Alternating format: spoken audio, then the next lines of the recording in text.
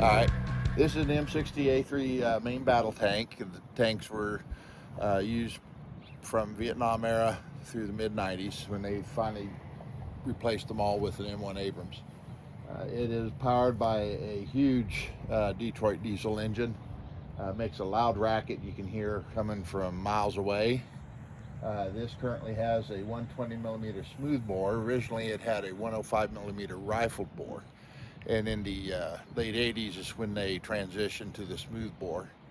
That is because the new rounds that they started firing then were depleted uranium sable rounds, and that is a round that has a casing around it, and then once it's fired the casing falls out, and then you have about a 1.5 foot long depleted uranium rod that's at a point that is about 1 inch around and is going at supersonic speeds when it hits the enemy's main battle tanks, and it melts the steel and goes right through.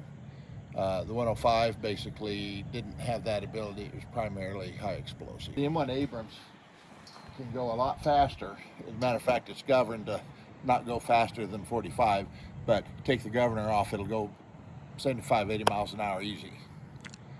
Yeah.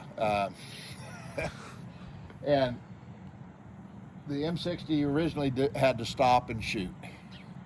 It wasn't until the late 80s that they started putting the tube stabilization on the M60s like they had in the M1 Abrams. But that was the distinct advantage of the Abrams, is it could shoot on the move and the tube would stay steady on target.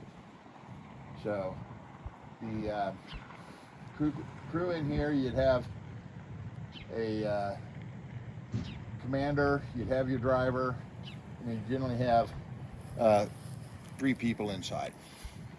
One would be the ammo, one would be the loader, and the other one would be the